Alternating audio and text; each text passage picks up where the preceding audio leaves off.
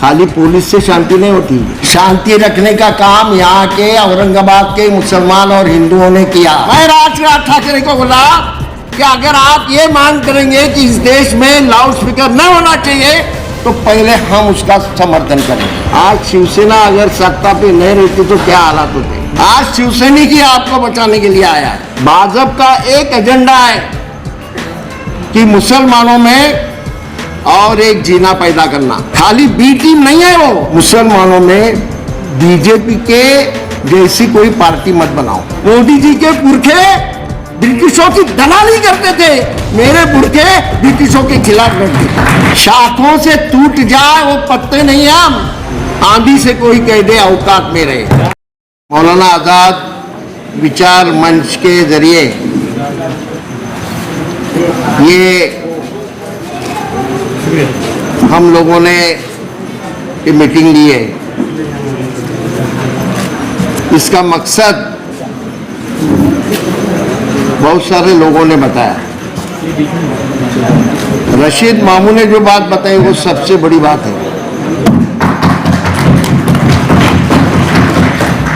हम गधों का नहीं सुनना चाहिए। जबरदस्त मिसाल। ये बात मैं पूरे देश में लेके जाने वाला हूँ। बहुत अच्छे, बहुत अच्छे। क्योंकि गधे आजकल बहुत चिल्लाने लगे। तो यहाँ इस मीटिंग में आए हुए करीम सालार साहब जो मौलाना आज़ाद विचार मंच के उपाध्यक्ष हैं, खास जलगांव से यहाँ आए। वहाँ उन्होंने मीटिंगें लेके वहाँ अमन कैसा रहेगा वो देखा है।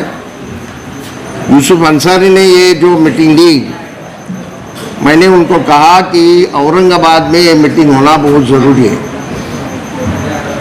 क्योंकि मैं जहाँ रहता हूँ मुंबई में, वहाँ बहरामपाड़ा है।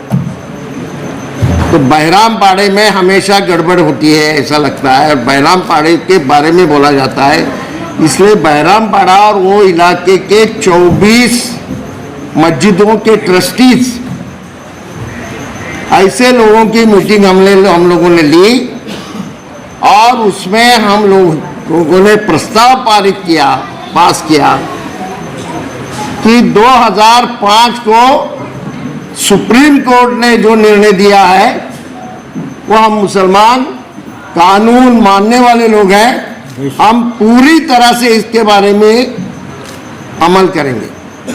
और आप लोगों के मालूमात के मैं बताता हूँ, वो मीटिंग के बाद और ख़ास करके रमज़ान महीने के बाद मस्जिदों के अजान का आवाज़ कम हो गया है।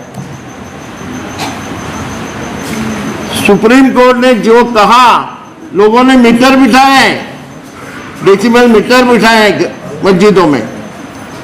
कितने भी जोर से मैं बोलूं तो भी आवाज़ कितनी रहेगी वो तय हुआ गया। इसलिए मैंने कहा कि औरंगाबाद में मीटिंग होनी चाहिए, जिसमें सुभाष लोमटे साहब जो हमेशा अमन के बारे में काम करते रहते हैं। औरंगाबाद में 2 दफ़ा फसाद हुए, जिसमें मैं यहाँ शांति के लिए, अमन के लिए यहाँ आया था। आज मुझे सबसे बड़ी याद आई वो गोविंद भाई श्रॉफ जी की। मैं उनका जिक्र करता हूँ, उनके मेमोरी को याद करता हूँ, क्योंकि पहला जो फसाद हुआ मुझे अभी साल कौन सा याद नहीं,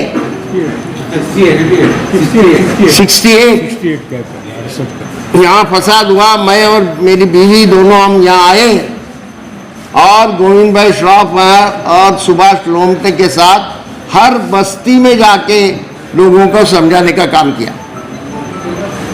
हम तो 3-4 दिन थे, लेकिन उन्होंने महीना 1.5 महीना यही काम किया। और गोविंद भाई तब जब थे वैसे, तो भी हर जगह वो जाते थे। आज वही काम आप सब लोगों को करना है।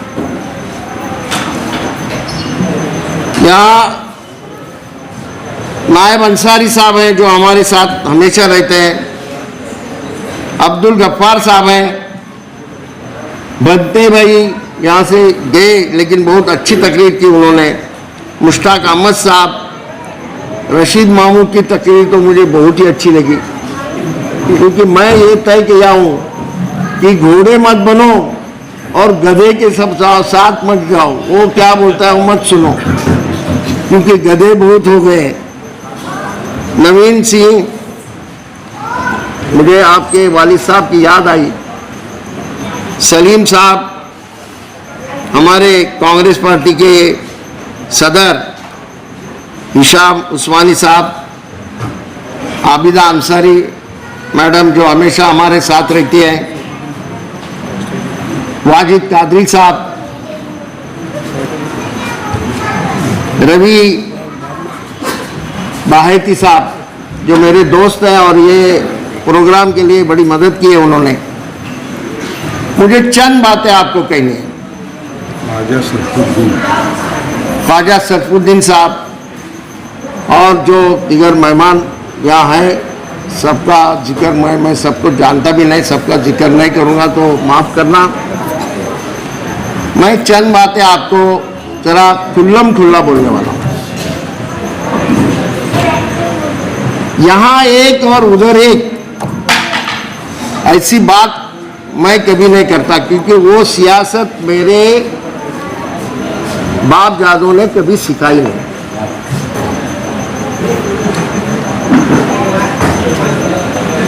अजान का मामला निकला,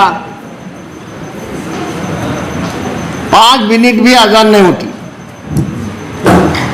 अभी कुछ मस्जिदों में पूरी नमाज ही लाउड स्पीकर पे होती है, गलत है। लेकिन पूरे साल भर बोले अजान होती चलती रहती है। हमारा गणपति उत्सव 10 दिन का रहता है, हमारा नवरात्रि उत्सव 10 दिन होता है, लेकिन 10 दिन में कसर कितनी उड़ा रहते हो तो आप जरा सोचो। मैं राज ठाकरे को बोला कि अगर आप ये मांग करेंगे कि इस देश में लाउड स्पीकर न होना चाहिए तो पहले हम उसका समर्थन करेंगे, करिए। लेकिन हमारी संस्कृति बनी है लाउड स्पीकर की, हमारी शादी में लाउड स्पीकर होना चाहिए। हम जाते हैं तो शादी में इतने जोरदार लाउड स्पीकर बजता है, एक दूसरे को बोल भी नहीं सकते। वो लड़का लड़की से भी बात कर नहीं सकता, इतने जोरदार लाउड स्पीकर होता है।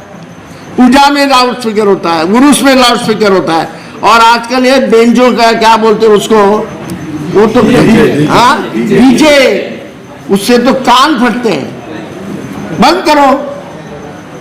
मैं पूरी दुनिया में घुमाऊं, इस तरह का लाउड स्पीकर का इस्तेमाल कहां भी नहीं होता, कहां भी नहीं होता। अगर ये बात कोई कहे कि लाउड स्पीकर ही सारा लाउड स्पीकर बंद करो तो मैं उसका समर्थन करूंगा, लेकिन होना मुश्किल है। लाउड स्पीकर के सिवा हमारे कुछ बात होती ही नहीं। बच्चे की खतना तक नहीं होती, लाउड स्पीकर चाहिए। तो राज ठाकरे जी को मैंने कहा कि मुसलमान कानून मानने वाला है, सही है ना, हम आवाज कम कर देंगे, लाउड स्पीकर उतारने की बात आप मत करो। कुछ मस्जिदों ने लाउड स्पीकर लगाया भी नहीं है।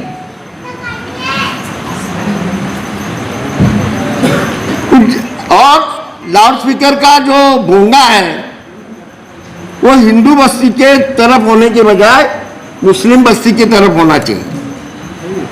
ये सब हम मानते हैं, तो भी मेरा कहना ऐसा है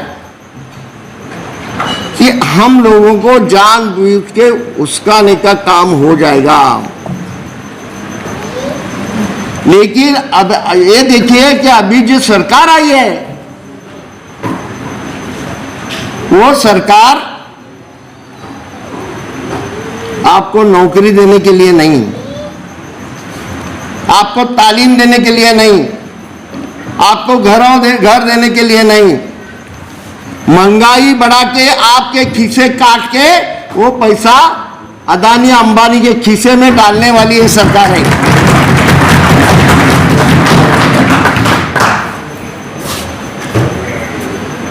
इस एक बात ध्यान में रखिए, पहले सरकार के जरिए फसाद नहीं होता था,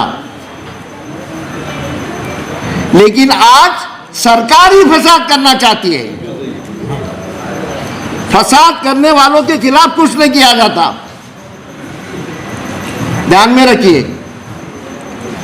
जब यहां मैं टीवी पे था और इलेक्शन के आंकड़े आ रहे थे, तो वहां के आदमी ने कहा कि तो भी थोड़ी बीजेपी के कम हो गए हैं, शिवसेना के भी कम हो गए हैं, तो भी उनकी सरकार आएगी। तो मैंने कहा उनकी सरकार बिल्कुल नहीं आएगी। सरकार आएगी शिवसेना, कांग्रेस और एनसीपी की आएगी। बड़ा गजब मच गया। सोनिया जी ने हमें पूछा मुसलमानों को ये नहीं चलेगा। बोला मुसलमान शिवसेना के खिलाफ नहीं, मुसलमान बीजेपी के खिलाफ है। बीजेपी को बाजू रखने के लिए ये तीन दल इकट्ठा आने चाहिए। और आज मैं बोलता हूं आपको, आज शिवसेना अगर सत्ता पे नहीं रहती तो क्या हालात होते। आज शिवसैनिक ही आपको बचाने के लिए आया है। बहुत बड़ी बात है, बहुत ही बड़ी बात है। हम इसका मौका लेना चाहिए, हमें कोई जज्बात में आना नहीं चाहिए। जानबूझ के हमें उसकाने का काम करेंगे। हमारे बच्चे अगर गलत काम करेंगे तो उसका फायदा उठा के हमारी बस्तियां जलाने का काम करेंगे।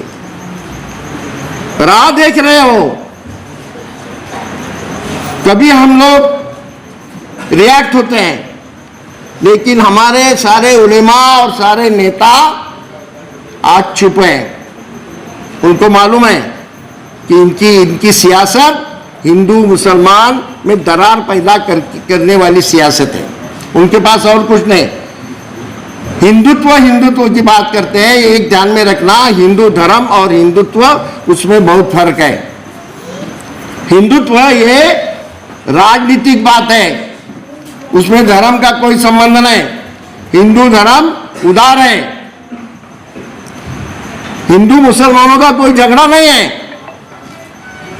लेकिन हिंदुत्व के नाम से हिंदू समाज को कहां न कहां उनके जज्बात भड़का के हिंदू मुसलमान एक तैयार करने का, और वो भूखा हिंदू जो है, बेकार हिंदू है, जिसको घर नहीं है, जो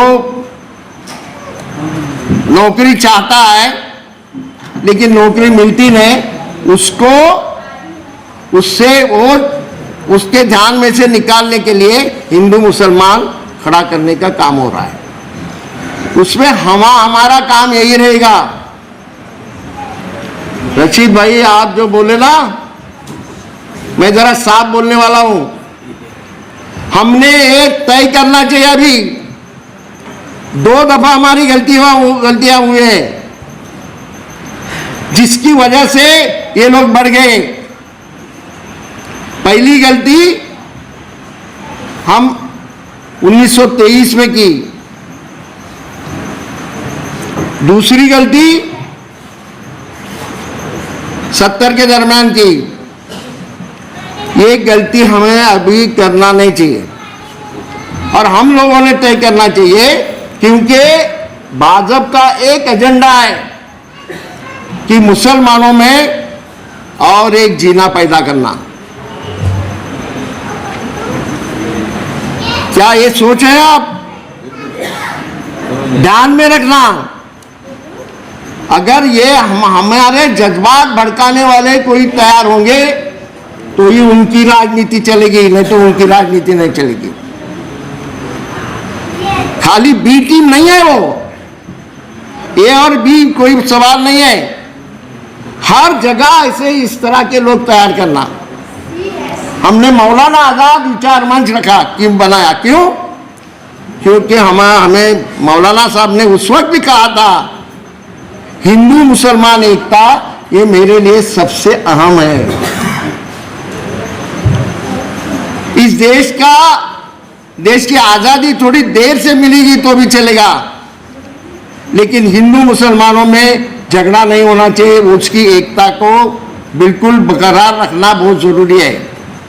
इसलिए हमने मौलाना आजाद विचार मंच का नाम लिया।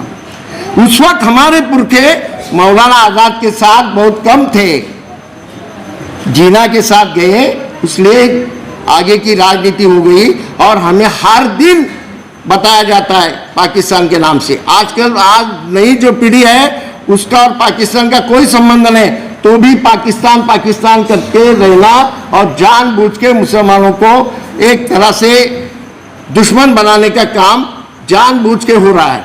उनके दिमाग में क्या है बताता हूं आपको। 1925 में आरएसएस बनी, तब से वो ये कहते हैं कि इस देश में खाली हिंदू रहेगा, यहां मुसलमान और क्रिश्चियन अगर रहेगा तो सेकेंडरी सिटीजन करके रहेगा, उसको वोटिंग का राइट नहीं रहेगा, दूसरे नागरिकों को जो अधिकार मिलते वो नहीं मिलेंगे। ये उनका एजेंडा है और उस एजेंडा की तरफ वो जा रहे हैं। ये कितना डेंजरस है, ये बात हम लोगों ने ध्यान में लेनी चाहिए। हमारी जिम्मेदारी है, हमने क्या करना चाहिए हमें तय करना पड़ेगा। हम जरा भी गलती करेंगे उसका फायदा उनको मिलेगा। सारी मदद उनको मिलती है। फसाद करने वाले, फसाद के वजूद होने वाले सब लोगों को मदद मिलती है। किन किन लोगों को पकड़ा है देखिए, जब भी कुछ होता है खाली मुसलमान पकड़ा जाता है, फसाद करने वाला पकड़ा नहीं जाता। हमारे ऊपर अन्याय होता है और हमारी हालत क्या है हम लोगों ने ध्यान में लेना चाहिए। हर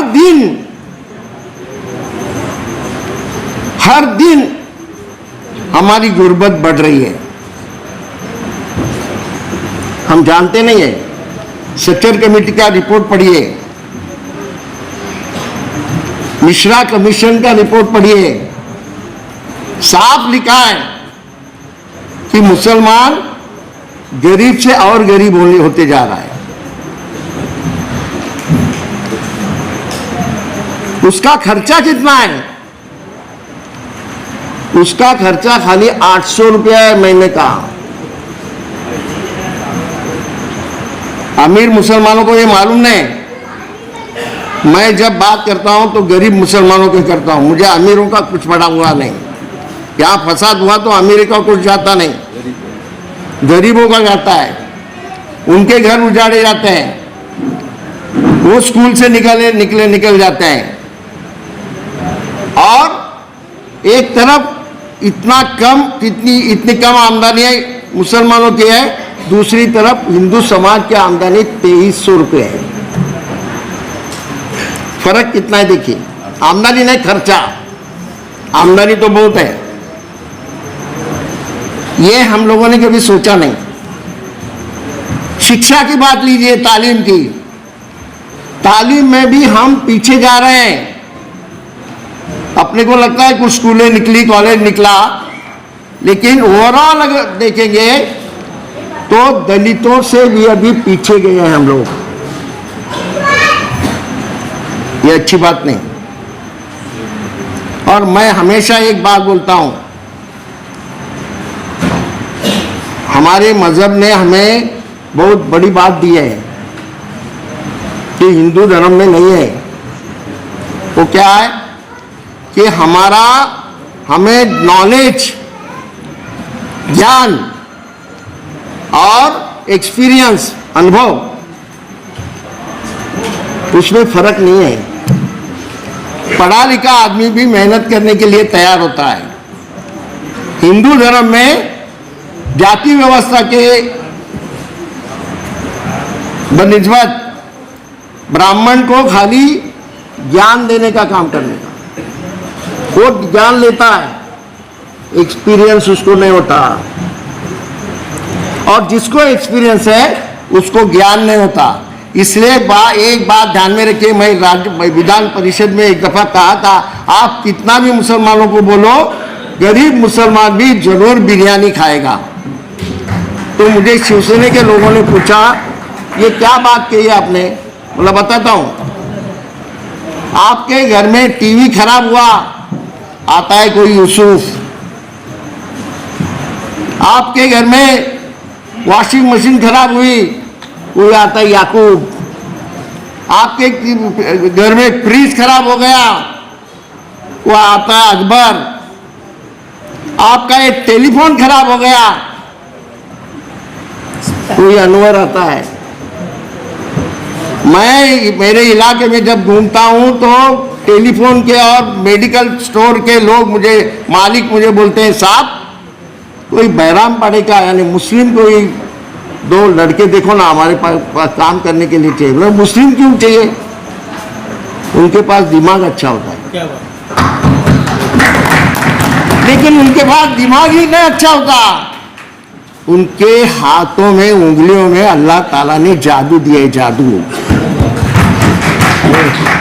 वो कुछ भी कर सकता है, हम उसका इस्तेमाल करना चाहिए। मुझे बहुत दुख होता है कि हमारे बच्चों को अगर एजुकेशन देंगे तो कुछ भी कर सकते हैं। इमारतों में काम करने वाला कौन रहता है? बंबई के कंस्ट्रक्शन वर्कर्स जो है उसमें 50% से भी ज्यादा मुसलमान है। कितनी मेहनत होती है उसमें, 20-20 माले के ऊपर चढ़ के वो काम करते हैं। और कॉन्ट्रैक्टर ये बताता है कि मुस्लिम हम जानबूझ के मुसलमानों को रखते हैं क्योंकि वो मेहनत ज्यादा करता है। तो हमारे पास जो है उसका इस्तेमाल हम करना चाहिए। कोई आदमी ने, कोई आमदार ने बम्बनों के खिलाफ कुछ बोला, बहुत ज्यादा कुछ बोला था ऐसा नहीं, लेकिन सारे बम्बन बाहर पड़े, कितना बड़ा अन्याय हो गया। गांधी जी का खून जिन्होंने किया, आज भी गांधी जी का फोटो लगा के उसको गोलियां मारने वाले लोग हमें राष्ट्रभक्ति ये बात बताते हैं। इनका और राष्ट्रभक्ति का कोई संबंध नहीं है, लेकिन जानबूझ के बोलते हैं। लेकिन हमने ये सोचना चाहिए कि हमारे बच्चों को कैसा पढ़ाना। मैं हमेशा ये बोलता हूं, जिसका जिक्र यूसुफ भाई ने किया, कि हमने जो कॉन्फ्रेंस ली थी उसमें एक नारा दिया कि पढ़ेंगे आगे बढ़ेंगे, सही है ना? और दूसरा नारा दिया कि मेरे पड़ोस में एक भी बच्चा स्कूल के सिवा रहना नहीं चाहिए। अगर मेरे बच्चे सीखते हैं, पढ़ते हैं, स्कूल में जाते हैं, तो बाजू के गरीब बच्चा भी जाना चाहिए। बराबर है कि नहीं? ये सही बात है कि नहीं? एक बात ध्यान में रखना, हमें ज़कात देने के लिए कहा गया है, लेकिन ज़कात का अर्थ ये होता है कोई गरीब को खाना खिलाओ, इतना ही नहीं है। ज़कात इस तरह से दो कि अगले साल वो ज़कात दूसरे को देगा। सही बात है ना? हर बच्चे को खड़ा करो, एजुकेशन में लाइए। ये इनके बातों में मत आओ। मैं कांग्रेस का हूं, मैं ये नहीं कहूंगा कि आप कांग्रेस को वोट दो, ये करो वो करो, जो आपको करना है करिए, लेकिन मुसलमानों में बीजेपी के जैसी कोई पार्टी मत बनाओ, उससे हमारा नुकसान होगा। मैं साफ बात बताने वाला हूं। अभी जीना पैदा मत करो, उससे हमारा नुकसान होगा। दूसरा कोई पाकिस्तान इस देश में होने वाला नहीं है। कश्मीर का क्या हालत की देखिए आप। अभी हमारा मुस्तकबिल बनाना चाहिए। और दुनिया में 3 नंबर का देश ऐसा है कि जहां मुसलमानों की तादाद 3 नंबर पे है। इतने बड़े पैमाने पे हम लोग हैं, तो ये देश हमारा है, वो उनके बाप का देश नहीं है। मोदी जी कुछ भी कहिए, मोदी जी के पुरखे ब्रिटिशों की दलाली करते थे, मेरे पुरखे ब्रिटिशों के खिलाफ लड़ते थे, ध्यान में रखना।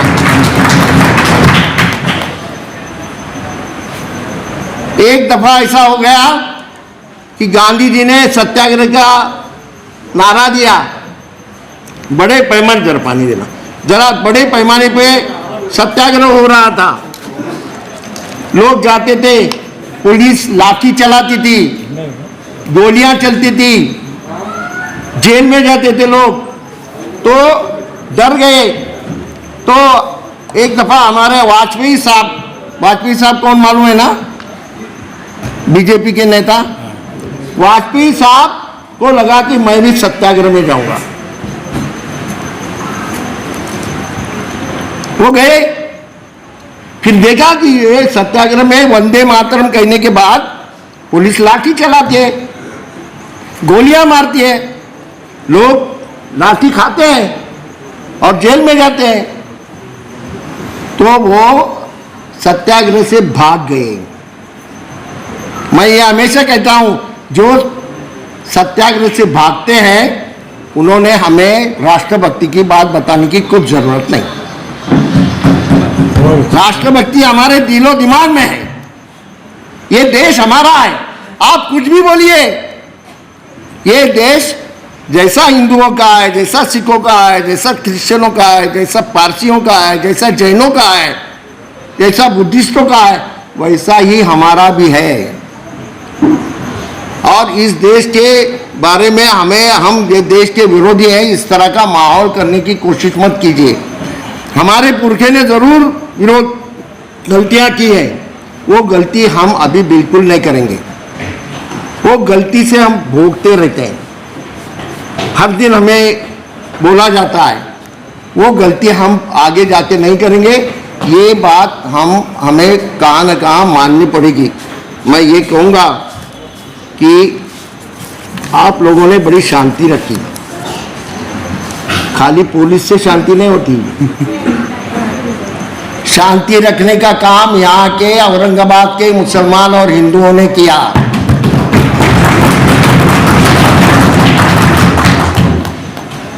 बहुत बड़ी बात है, मैं आप सब लोगों का शुक्रिया अदा करता हूँ। बहुत बड़ी बात आपने की। सुरेश खोपड़े जी का इन्होंने जिक्र किया, सुभाष लोमटे साहब ने। बम्बई में हम लोगों ने एक मीटिंग ली थी जिसमें सुरेश खोपड़े जी को बुलाया था। सुरेश खोपड़े जी ने जो काम भिवंडी में किया, वो काम मुंबई में भी हुआ, अभी नहीं, पहले 92 के फसाद के बाद। सुरेश खोपड़े जी को बुला के वो वैसा काम यहाँ भी होना बहुत ज़रूरी है। हमने कौन सी भी हालत में यहाँ की अमन है वो ख़त्म नहीं करना चाहिए। एक बात बताता हूँ मैं, जो हमेशा मेरे दिमाग में रहती है। यहाँ फसाद हुआ 68 क्या 2000 में, तो मैं मंत्री था और मैं मेरी बीवी को सुबह कहा कि आज मैं औरंगाबाद जाने वाला हूँ, जहाँ जहाँ फसाद होता है वहाँ मैं ज़रूर जाता हूँ। कहाँ भी फसाद होने दो, महाराष्ट्र में एक भी फसाद ऐसा नहीं कि मैं नहीं वहाँ गया। देश भर भी होता है तभी जाता हूँ, लेकिन महाराष्ट्र में सब जगह जाता हूँ। तो मैं उनको कहा कि नहीं, मैं आज औरंगाबाद में जाने वाला हूँ। तो मंत्रिमंडल की मीटिंग हुई, उस मीटिंग में भुजबल साहब वगैरह आके गए थे और पदम सिंह पाटिल साहब थे, वो आके गए थे। और वहाँ ये मीटिंग में हमारे ये बहस हुई कि ऐसा ऐसा हुआ, सब बहुत ये है, बहुत चिड़े हुए हैं लोग, बहुत गुस्से में हैं। भुजबल साहब के मोटर के बॉनेट के ऊपर खड़े रहे कुछ लोग, ऐसा कुछ हुआ। तो इन्होंने कहा, पदम सिंग पाटील साहब ने, दलवाई साहेबांनी गेलं पाहिजे। मी म्हटलं मी जाणारच आहे, मी मीटिंग झाली की जाणार. तो मुख्यमंत्री जी ने मुझे विमान दिया, उस विमान से मैं आया और बस्ती बस्ती में घुमा। मैं पहले गया हॉस्पिटल में हमारे दोस्त लोग भी थे वहां। 6 दिसंबर 1999 में, हाँ, सारे लोग थे, सबको मिला। हॉस्पिटल से बाहर आया, गाड़ी में बैठ रहा था, एक नेता आगे गाड़ी के खड़ा रहा। हम गाड़ी जाने नहीं देंगे। गाड़ी का ड्राइवर और पुलिस आई, मैं नीचे उतरा, पुलिस को बोला बाजू हो जाओ, और उसको बोला बाजू हो जाओ, पहले बाजू हो जाओ, मैं यहाँ डरने वाला आदमी नहीं हूँ, बाजू हो जाओ। और गाड़ी में बैठा और गाड़ी निकली, वो बाजू हो गया। क्या है, हम डरेंगे तो कुछ नहीं कर पाएंगे। 92 के फसाद के ऊपर हुआ, 3 दफा मुझे ऐसा हादसा हुआ कि कुछ भी हो सकता था। एक मस्जिद बचाने के लिए मेरी बीवी, मेरी बहन और कुछ औरतें एक मस्जिद में नमाज जुमा की हो गई नहीं थी, तो दूसरे जुमा के वक्त वो औरतें खड़ी रहीं। पसरीजा साहब तब वहाँ कमिश्नर थे, जॉइंट कमिश्नर। पसरीजा साहब ने रात को हम कुछ बस्ती में गए थे शांति करने के लिए, तो पसरीजा साहब बोले आज दोपहर को जो मैंने देखा वो अलग ही बात थी। बोले कमाल की बात थी, कुछ औरतें 7-8 औरतें खाली थी, लेकिन उन्होंने मुसलमानों को नमाज होनी चाहिए उनकी, इसलिए वहां धरना दिया। शिवसैनिक आए, बहुत गड़बड़ी की, लेकिन नमाज हो पाई। वो औरतों का कमाल है। तो मैंने कहा वो औरतों में एक मेरी बहन थी, एक मेरी बीवी थी। अगर हम लोगों ने तय किया कि फसाद होना नहीं चाहिए, तो फसाद बिल्कुल नहीं होता। यहां की बात बताता हूं, मैं जब वापस जाने लगा तो यहाँ के कमिश्नर मुझे बोला कि एक लड़का जिसको देखने के लिए मैं गया था, उसकी हालत बहुत ही खराब हो गई थी। मुझे माफ करना, मुझे उसका नाम अभी याद नहीं आ रहा है। तो जरा अयूब, हाँ, तो मुझे बताया गया, लेकिन उसकी हालत बहुत खराब है। मैं विमानतल पे उतरा मुंबई के, और कमिश्नर ने मुझे फोन करके बताया कि वो लड़के की मौत हो गई, शहीद हो गया। बात ये नहीं है, बात आगे की है, सोचने की। जब वो शहीद हुआ तो सारे पुलिस आए कि उसका जनाना जब लेके जाएंगे तो गड़बड़ नहीं होनी चाहिए, इसलिए उसने पुलिस को कहा बिल्कुल गड़बड़ नहीं होगी, आपको यहाँ आने की कुछ जरूरत नहीं। मेरे बच्चे के जनाने के बाद कोई भी गड़बड़ करना नहीं चाहिए, और जिनको गड़बड़ करना है उन्होंने यहाँ आने का नहीं। और अच्छी तरह से वो कब्रिस्तान तक पहुंचे। फिर एक कमिश्नर के फोन पे बताया कि कमाल की बात है, एक आदमी ये कर सकता है, एक आदमी यानी इस देश में एक गांधी था जिसका देहांत हो गया, जिसको गोली मारने के बाद इस देश के सारे फसाद बंद हो गए। सब हम लोग कर सकते हैं।